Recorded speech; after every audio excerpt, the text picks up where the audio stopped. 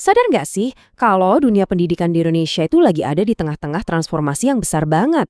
Dan di pusatnya ada peran pengawas sekolah yang ikut berubah total. Nah, ada peraturan baru nih dari Dirjen GTK nomor 4831 tahun 2023 yang mengubah segalanya. Yuk kita bedah bareng-bareng apa artinya ini semua buat sekolah kita. Oke, yang mau kita bahas ini bukan sekedar wacana atau isu ya, tapi ini adalah peraturan resmi dari Direktorat Jenderal Guru dan Tenaga Kependidikan. Ini adalah landasan hukum baru yang bakal jadi panduan buat semua pengawas sekolah di seluruh Indonesia. Jadi, ini beneran serius. Nah, penting banget buat kita ingat, perubahan ini tuh nggak datang tiba-tiba dari langit.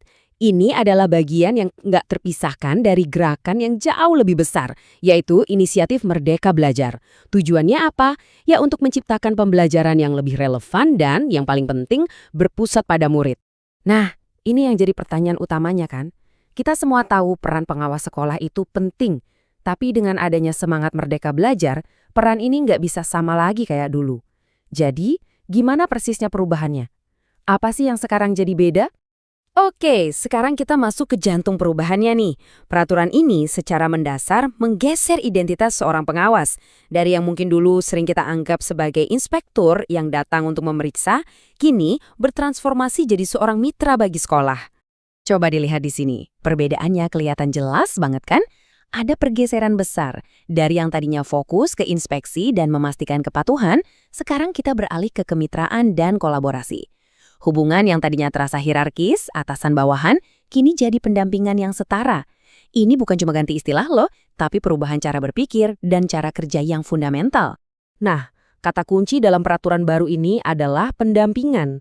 Kalau kita lihat definisi resminya, pendampingan itu adalah kegiatan di mana pengawas membersamai kepala sekolah. Tujuannya, buat meningkatkan kapasitas sekolah, biar bisa bikin pembelajaran yang berpusat sama murid. Coba deh perhatikan kata membersamai. Ini dalam banget artinya loh.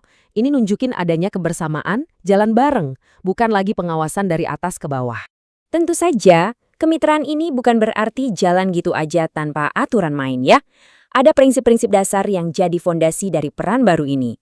Yuk, kita lihat apa aja sih aturan mainnya sekarang? Di dalam peraturannya, tepatnya di pasal 3, ada 7 prinsip inti yang jadi pegangan. Ada profesional, terencana dan strategis, bertahap dan mandiri, kolaborasi, asimetris, kesetaraan dan berbasis evaluasi. Ini adalah pilar-pilar yang menopang seluruh prosesnya. Nah, kita coba bahas beberapa yang paling terasa transformatif ya. Pertama, kolaborasi. Artinya gini, pengawas itu sekarang nggak cuma ngobrol sama kepala sekolah aja. Mereka justru mendorong supaya seluruh warga sekolah, mulai dari guru, staf, bahkan orang tua dan masyarakat, diajak kerjasama buat mencapai tujuan yang udah disepakati bareng-bareng. Intinya adalah kerja tim. Berikutnya, ini prinsip yang keren banget, asimetris.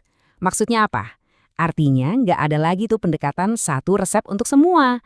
Setiap sekolah itu kan unik, punya tantangan dan kekuatan sendiri. Jadi pendampingan yang diberikan harus disesuaikan banget sama kondisi, kebutuhan, dan kesiapan masing-masing sekolah. Dukungannya jadi lebih personal dan pastinya lebih relevan. Dan yang terakhir tapi nggak kalah penting adalah kesetaraan. Wah, ini bisa dibilang perubahan yang paling fundamental soal hubungan kerja. Hubungan antara pengawas dan kepala sekolah sekarang dibangun di atas dasar kesetaraan, bukan lagi atasan dan bawahan, tapi dua profesional yang bekerja bareng sebagai mitra yang sejajar. Oke, filosofinya udah dapet nih. Terus prakteknya di lapangan gimana dong? Tenang, peraturan ini juga ngasih kita peta jalan yang sangat jelas. Namanya siklus pendampingan. Nah, ini dia nih visualnya. Siklus pendampingan ini adalah sebuah proses yang terus berputar, terdiri dari 4 tahapan. Anggap saja ini kerangka kerja utama yang akan memandu setiap langkah pengawas sekolah mulai dari sekarang. Jadi, ada 4 tahap utama di siklus ini. Pertama, perencanaan pendampingan. Kedua, pendampingan buat perencanaan program sekolah. Ketiga, pendampingan pas pelaksanaan programnya. Dan keempat, pelaporan pendampingan. Yuk kita kupas satu-satu biar lebih jelas. Tahap pertama ini ibaratnya fase diagnosa. Di sini, pengawas mulai memetakan. Mereka lihat dulu seberapa besar komitmen kepala sekolah buat berubah, terus menentukan strategi pendampingan mana yang paling pas buat sekolah itu, lalu dibuatlah rencana formalnya.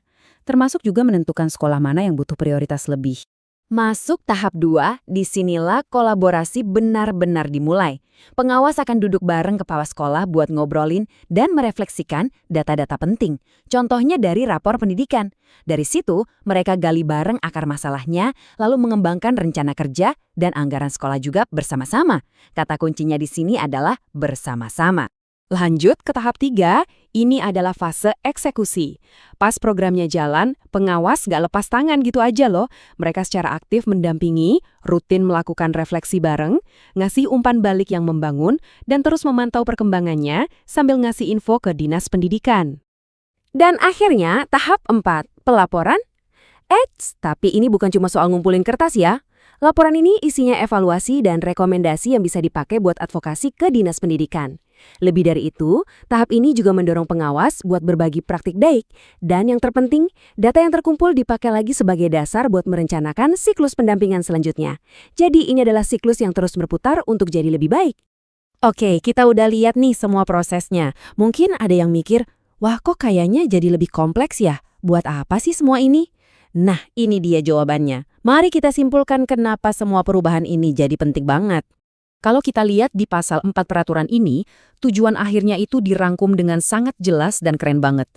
Tujuannya adalah untuk membangun budaya kolaborasi di sekolah, menciptakan lingkungan belajar yang aman, nyaman, dan inklusif buat semua, menumbuhkan budaya refleksi, dan yang paling utama, muaranya adalah untuk meningkatkan kualitas proses dan hasil belajar para siswa.